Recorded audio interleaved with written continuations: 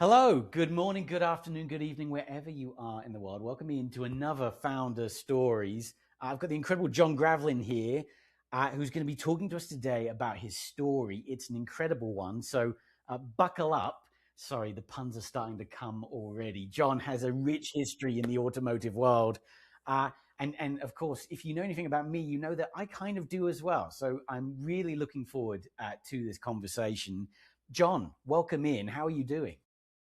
Uh, Steve, great. Thank you so much for having me. I'm excited to get into it and talk about the story and really just hopefully inspire some other folks to take to take the next step into entrepreneurship.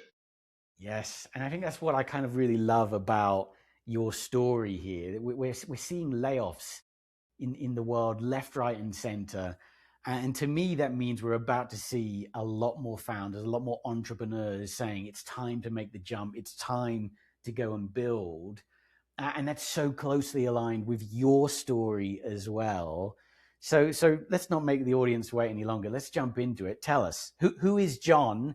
Where did this begin? Yeah, so my name's John Gravelyn. I was born and raised in Grand Rapids, Michigan.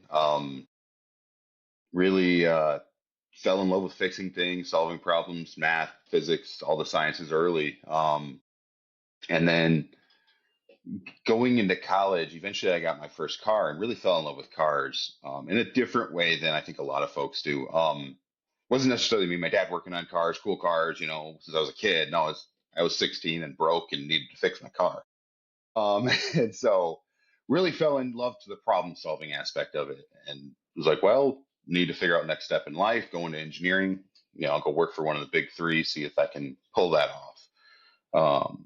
So I went hometown school, Grand Valley State, and I started in engineering, and engineering was the program. The engineering education is interesting because it's very. I feel like engineering, in a lot of ways, is physics with a lot of extra steps. It's physics and with a lot of extra paperwork, right? And I'm not good at the paperwork. I'm good at the math and the stuff behind it, right? And so I'm the type of guy that just I'm not a homework guy.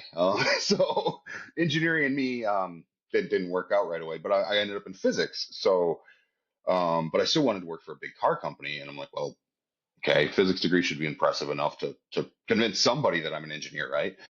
Um, well, graduated and I had to get a job right away. Again, very broke, very figuring out what to do next, and so I'm probably spent most of my last semester actually job searching, which was actually used a lot of the resources at the college to find a better career start and everything. And I think I found more value in my university in that last semester than every other semester because they actually did have the resources to help. They didn't just send you out there, but you had to go seek them out. Um, and yeah, I was able to land a job at Jacobs, which was a staffing company for Ford.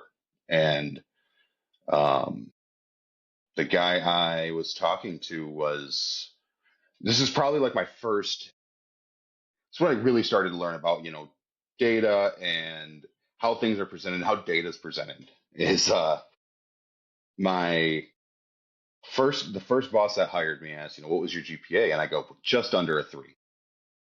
Just under a three means a lot. So it's actually a 2.7. Um, he, I don't think he would have hired me if I said a 2.7. But he took a shot on me, and then he actually didn't have any projects for me, and he loaned me out to a different manager, and that manager never let me go. And he converted me to a full Ford hire in 4 months. It worked out perfectly for me. I couldn't have timed things better, and extremely grateful for the folks that got me there. So kind of like dream number one check. I'm working for one of the big three. Ford's got such a rich history, and it was a fun company to work for, and you got to work on incredibly cool products. But when I was in that Ford, Tesla's taking over as like the new big one. The big three aren't the big three anymore. It's like the big two plus Tesla. I don't even know who's actually big, but Tesla's huge. That's all everyone knows. And this company called Rivian's, making this awesome product, and I'm like, oh, they're doing it in Plymouth, Michigan. This is so cool. I got to figure out how to work for these guys. Well, I'm at Ford, kind of COVID hit. I switched positions into emissions engineering, kind of your background, Steve. And that was not the best time to switch jobs. It was like 2 weeks before COVID hit because you didn't learn anything, and then they sent you all home, and no one knew what the hell was going on. So then you come back and you're training on how to take people's temperatures, not even learning the job. So I was an emissions engineer, but please don't and but at that time I'm like, oh, we're switching jobs. Rivian says in the media that they're moving everything to California, and I go, well, I can't go to California. I'm not going to do that. That dream's dead. Like maybe 2, 3 months later, a recruiter reached out to me, and I'm like, well, maybe I could go to California, right? And they had the perfect role for me. It was in prototype. We're building the Rivian vans, the Amazon delivery vans, the trucks, and everything before production, and figuring out we're going to get them from prototype to production. It was just the coolest job in the world, and I'm like, I'll give California a shot for this. And um, because of COVID, everything got delayed. It was kind of a crazy year. I got married that year too, uh, and yeah, so we end up at Rivian and was at Plymouth for about 6 months, and we did a ton of we built the last mule level EDVs there, got those delivered.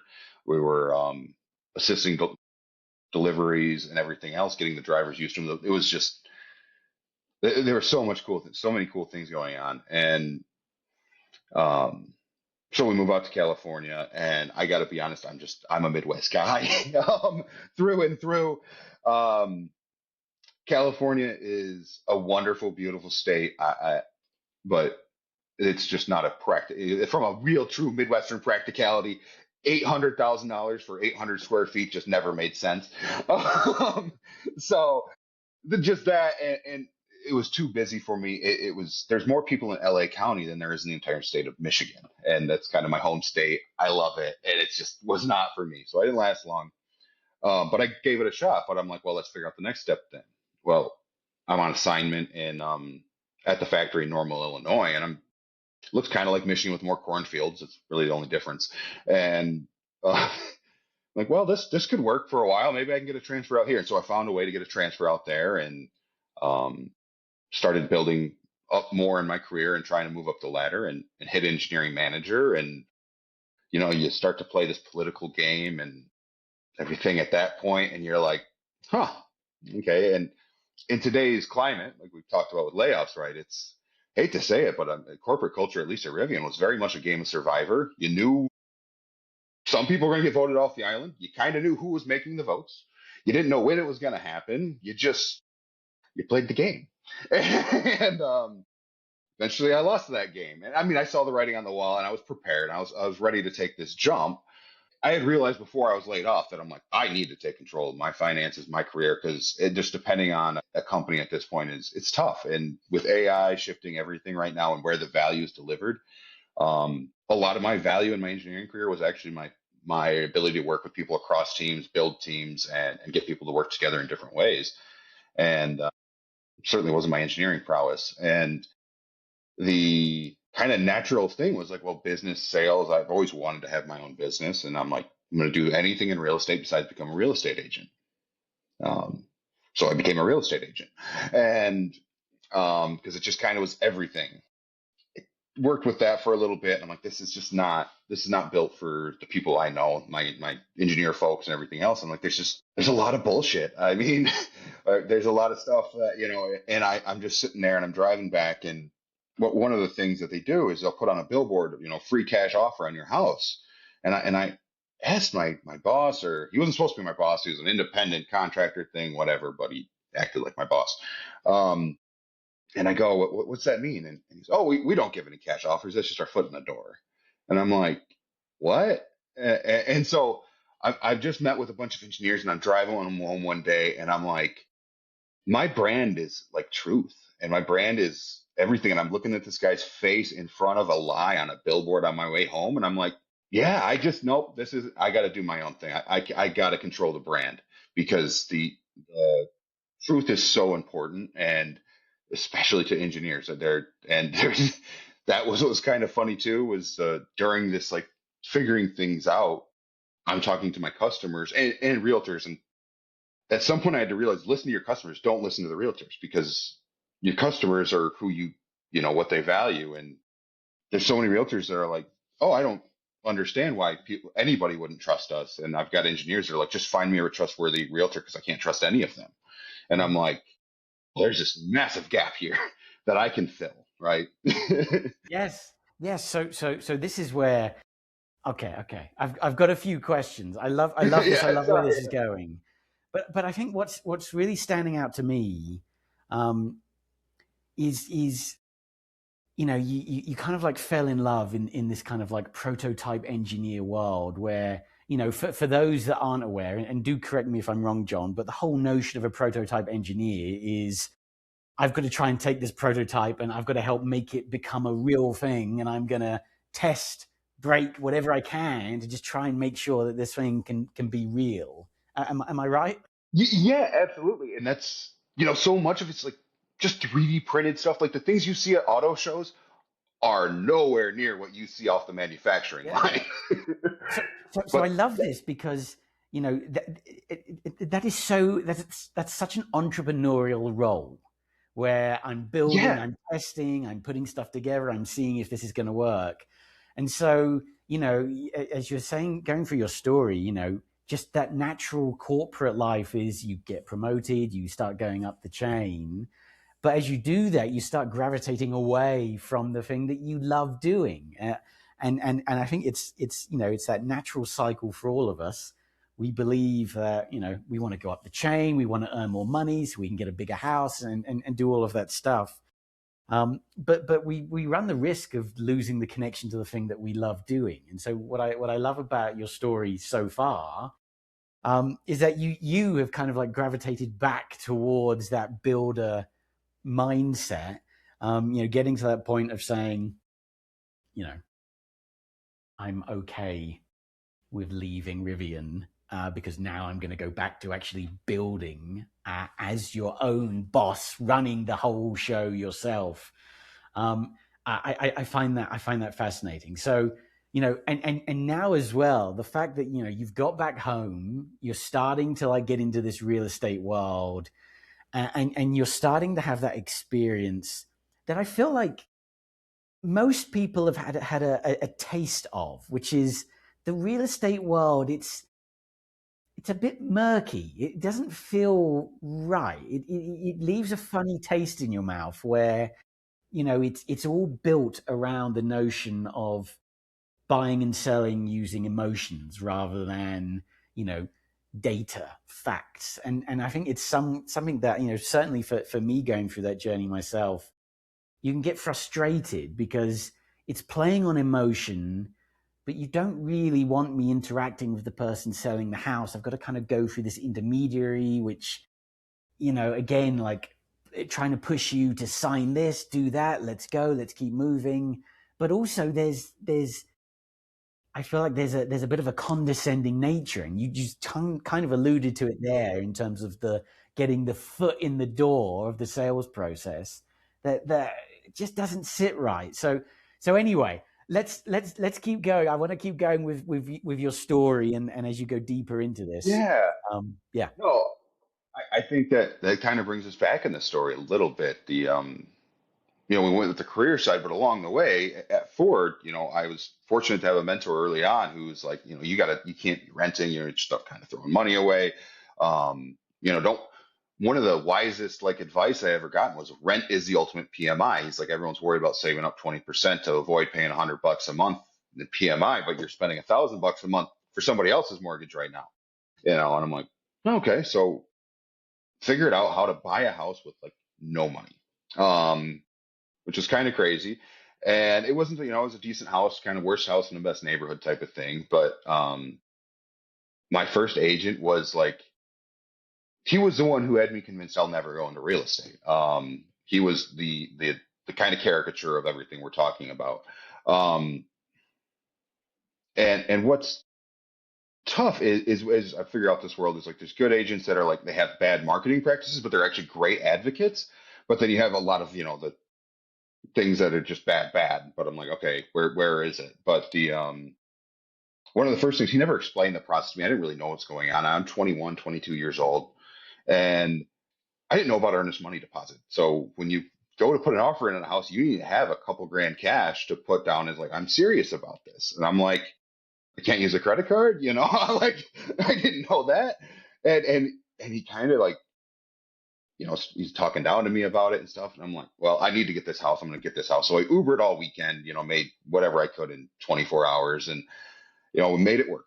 And this is after at one point in the process, he laughed at me for showing him spreadsheets. And it was just like, man, these guys are terrible. So, get through the house. Absolutely loved owning a house, loved buying a house. I loved the process. I just didn't like this guy. He, at the last handshake was, do you have any friends that are looking for houses? Tell them your buddy Zach needs a new watch.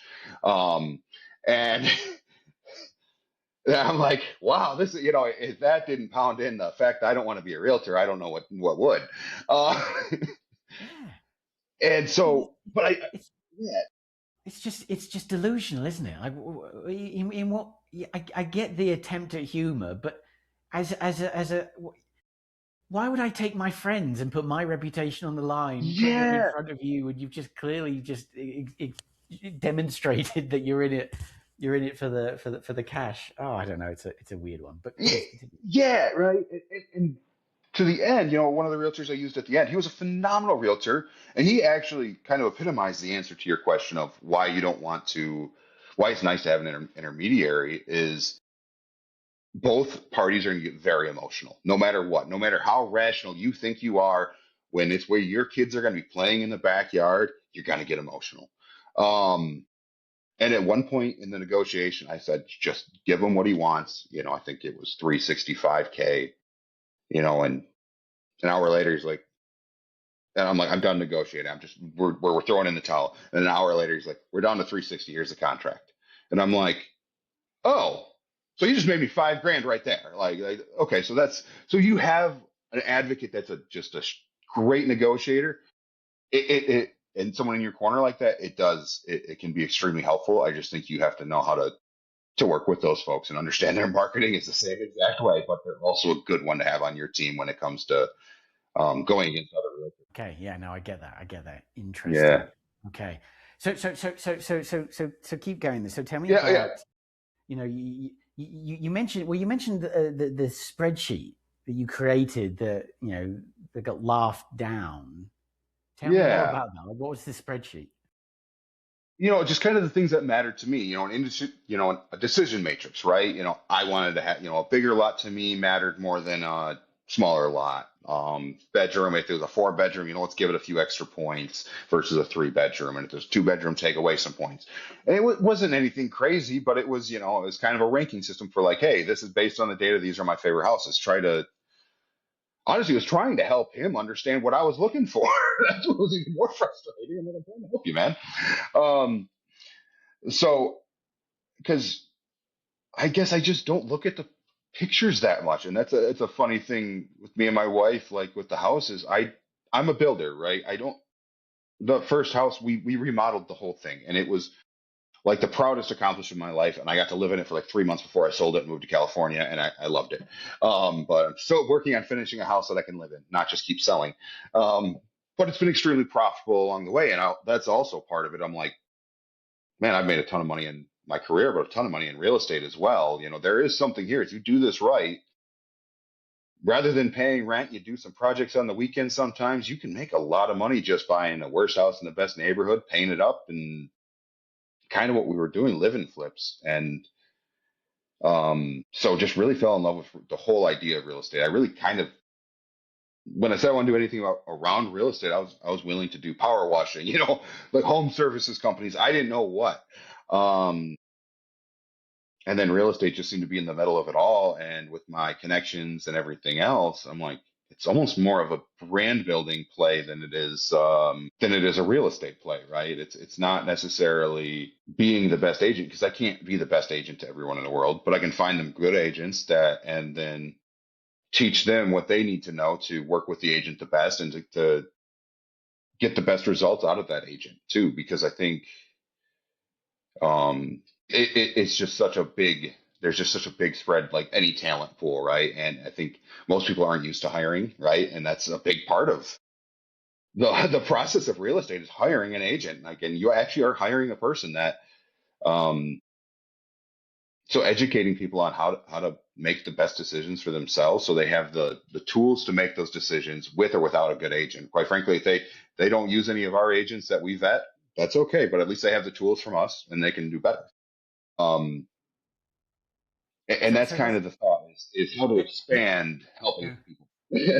Yeah, no, no. I think we're Yeah. getting there.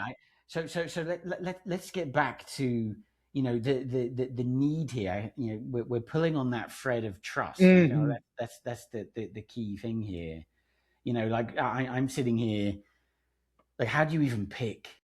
How do you even pick an agent? How do you know which way to go? You tend to like maybe you try and see some reviews or something like that. But I guess in your story, you've had this experience where something doesn't feel right, right? The trust isn't kind of there. It feels a little bit off. So you make a decision to go and build your company. I think we've got to that point, but Yeah. tell Yes. me if I'm Yes. wrong.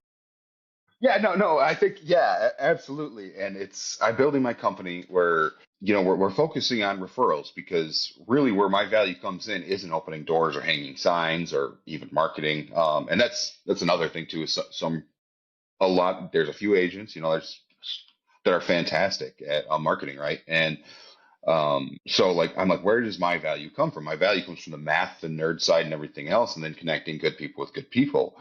And well, maybe we build kind of a Zillow like site, and because that's what you figure out, how do you find a real estate agent if you don't know one? A lot of times it's friends and family, it's a lot of phone calls, it's a lot of spamming, and I think there's this like misconception in the real estate world that there's like actually a big differentiator like that people have, that like, oh, if I do this right, it's really just being in the right person's mind at the right time.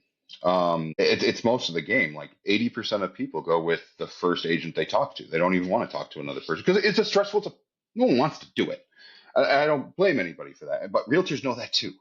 So they just want to talk to you. I have had a close friend of mine, who had talked to another realtor 2 days before he talked to me. We sent him the same stuff, and he's, I think I'm going to go with him. And I'm like, and I just laughed because I'm like, oh my god, it's true, right? Like it was just like, I can't fault him for it because it's just how it works. So kind of understanding both sides of the game, right? Like, because what are engineers looking for? They're looking for someone that's going to help them, that's going to help be at least data competent, and that's going to be a shrewd negotiator or a shrewd marketer based on whether they're selling or buying. Those are some of the most important things. So how do we connect those people together? Whenever I've worked with an agent, I've always just gone for the one that's the loudest, and that's just not. Yes. That's not. I don't know why I would do that. That's so not me. And I think, like you said, I don't want to. I don't want to do it. I don't want to. I'm trying to make. I'm trying to do one of the largest purchases you're going to do in your life. I don't want to spend my time vetting and looking for agents. I want to go get the house. That's what I want. Yes. Um, but so talk to me about like setting up the company in this mindset. You know, you're thinking about those engineering types, right? Which is sensible given which state that you're living in, and Yeah. what Yes. it's known for. You're trying to appeal to the people that are making the spreadsheets for the realtor, saying, "Hey, here's a spreadsheet." You're trying to be that guy, right? Yes. Yeah. Absolutely. Because there's so many tools and stuff, and uh, in my head of like things that I've used, I'm really building the thing I've always wanted. And you go to Zillow and there's a lot of surface level crap. There's showcase this, let's make some prettier pictures. We'll retouch the pictures. Actually, one of my favorite things that I've learned on doing some boots on the ground realtor work is AI is changing the game. Because there is a house that I tried to show a client twice because we didn't think we were there. Because when we looked at it on Zillow, after we were already there, it looked nothing like the house we were in. I can tell you that. So, like, that's Zillow. And I'm like, the house I'm in now, it's hideous. The pictures on Zillow, my wife's like, I'm not even going to look at that house. And I'm like, but look at this. Here's where the lot is. Here's the numbers on this. It's a big lot and it backs up to next to that lot. And it's this part of the city, so the commute's there. And it was just the perfect house in every other way other than it was ugly. Um, but a lot of the things that you couldn't change that were important to me, I was like, this is everything's perfect. And we ended up there. So it's like, and the funny thing is, Zillow even got the pin wrong on my house, the location pin. So I wasn't initially as excited about it because based on where my house is, I'm on a horseshoe street. If you're on the end of the horseshoe, you back up to a nature preserve.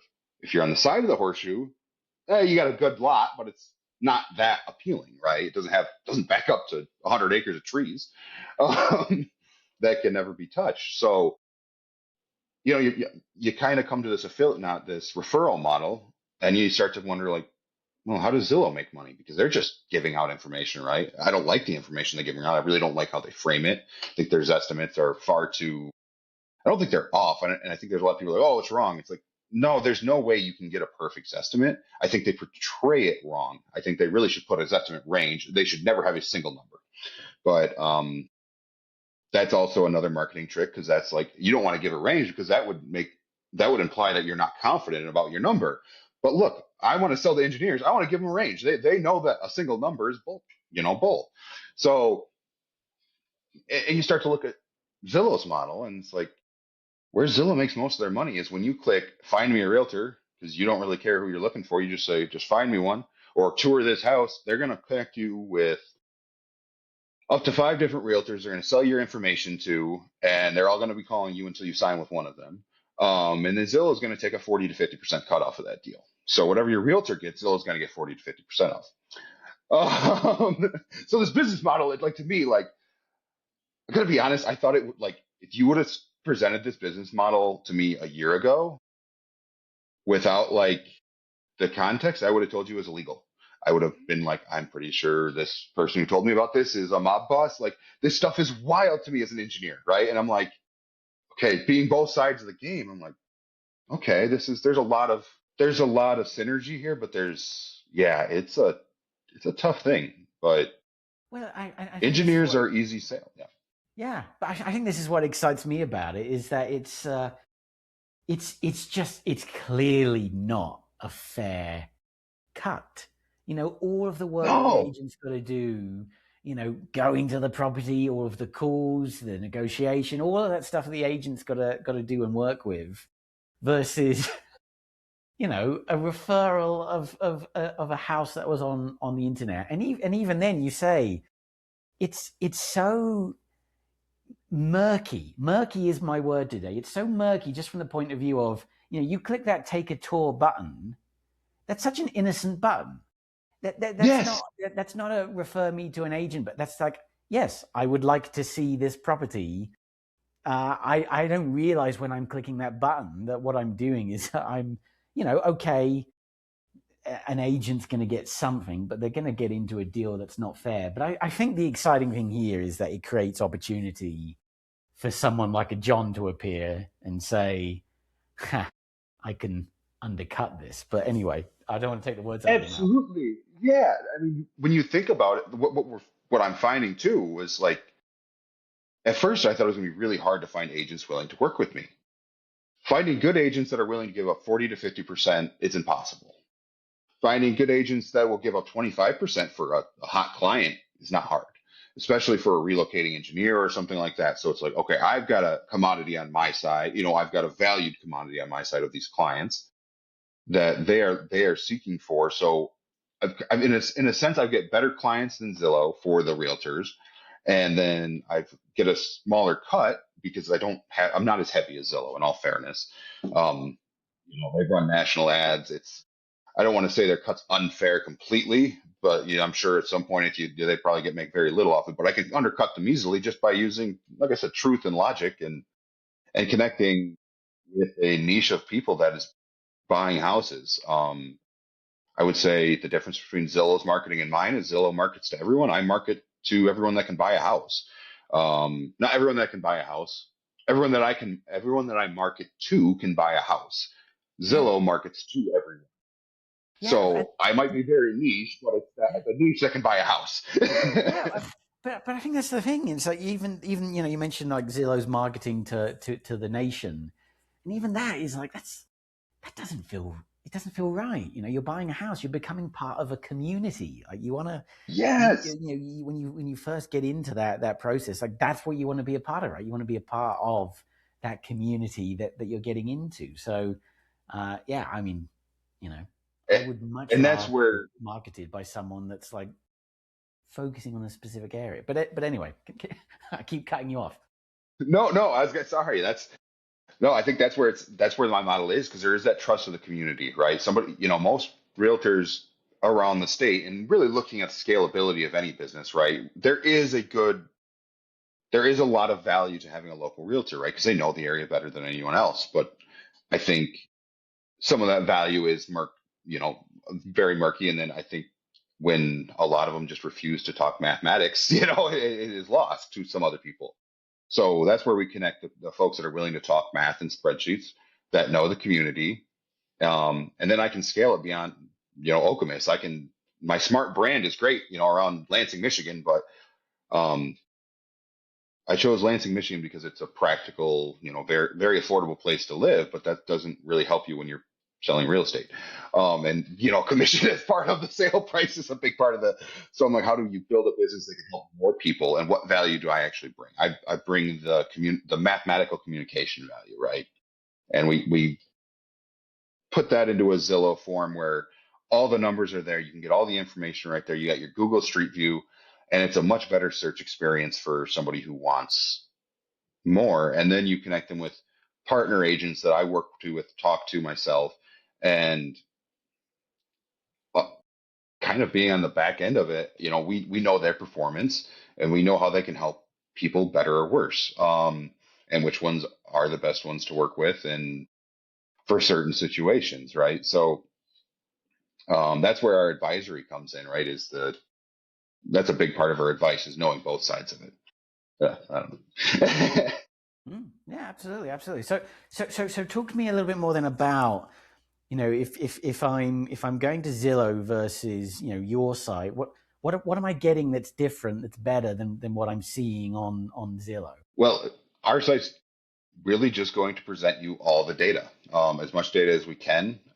We can connect you with further data and everything. It's got pictures because pictures are obviously a major part of it, but it's not all about the pictures. It's not all about the information is presented specifically, so it's readable and everything else. And information presentation is extremely important, but it's not presented in an overconfident way that Zillow will present their information, and it's less cherry picked. I think one thing I really harped hard on in my first newsletter was um, this affordability angle that is being played out in the media a lot, and Zillow's a big part of the media as well. Honestly, um, that's not unintentional, and they're like worst affordability on record, and I look at the chart and I'm like, this goes back to 2012. Like, it's not even that long ago. Like, on record, what does record mean? And it's like, oh, well, Zillow started collecting their data in 2012, so that's Zillow's record. That's not even like an actual record. So they're just talking worst on Zillow's record. They forgot that part. And so it's like, so we broke it down using the Fed's data, and it's like, okay, here's what 50 years looks like, not just 12. Okay, affordability is actually kind of where it's kind of in its median right now. It doesn't feel great because we were just at pretty record lows for affordability, which would feel good. It feels good because you can afford more house with your income, but um, now we've kind of come back to normal, and the media is still playing on the fear of just like, oh, it's going up, but it's like, no, it just went back up to normal. But I guess fear mongering that it's going up and it's never going to be able to afford a house again gets more clicks than just rationality. Yeah, that's so sad and Maybe. unsatisfying. You're saying that you're using Fed data. Zillow could have done that. They could have done that, but obviously, like you said, Yeah. it's the fear mongering side of it. It's not good. It's not good for business. Which it's sad And and exciting because it opens a gap, like you mentioned. it's, yeah, because there's absolutely a huge gap. And then there is value here is really the truth, and really just empowering the individual to own the transaction, all of their transactions, really. Um, and, and to work with better, vetted realtors that we can help them work with. A big part of home ownership is the loans, and everything else comes around it, and really applying these first principles to every part of life. Um, because it's not just like every part of life in the sense of like financial life, all the game of life things that I think all of us have to do every day. And we try to optimize, we want to pay less credit card interest. We want to do that. Or, we want to get energy savings, but everyone says that, oh, buy this and you'll get up to X amount of dollars in energy savings a year, but they don't give you a calculator to figure it out. The amount of time I live in a community surrounded by trees, and the amount of times I get people that try to sell me solar, like I'm sorry, I don't have a spot for them. Like I'd love them. I love solar. It's a great thing if you live in Southern California. But like, so many of these things are sold to people that it's like just to sell them. And I'm like, no, let the people have the data. Let them make their own decisions. And so I guess that's where we're expanding into it is it's just first principles mindset to everything in life. So a smarter approach to every move is kind of our tagline right now. I think I can almost leave it the same tagline. We're gonna have to change it because it's a little more obscure this way, but I think I'm changing move from like a house move to like a move in the game of life. Any move you have to make, let us help you research, analyze, and execute it. Yeah, I love that. I love that, and I feel like, I was talking to someone the other day about this notion of the anxiety, the wearable anxiety, right? We're all wearing these devices that are collecting so much data that it gets us to a point where we almost can't move. We've got the analysis paralysis. So I think, where you're stepping in here is so smart because, let's go to the actual data that's behind this and present it to you in a way that makes the most sense, that helps you make an informed decision. But also, we keep talking about that trust piece, but do it from a point of view where you don't get that bad taste in the back of your mouth where you're thinking Zillow is just trying to get my money. It's just trying to close a Yeah. deal. Like they're not along for the ride. They're not, as you're saying, right? They're not that move in life. They don't care about that. And I think that's where this is super interesting because you're taking that kind of like engineering view of let's get back to real human connection in life. Tell the people how they can learn more about First Principles Partners. Yeah, we have a new domain. It's exciting. It's a lot easier to say. TheFPPartners.com. It's got everything you need for analyzing real estate in the state of Michigan. A lot of tools that apply to anywhere, but we have more specific data for the state of Michigan. We're expanding state by state, and you can sign up for our newsletter, Media to Models, on Substack or LinkedIn. Amazing. Okay. Well, John, thank you so much. It's been a pleasure having you in. Love the story and can't wait to see where it goes in the future. Appreciate it, Steve. Thank you so much for having me. This is a fantastic conversation.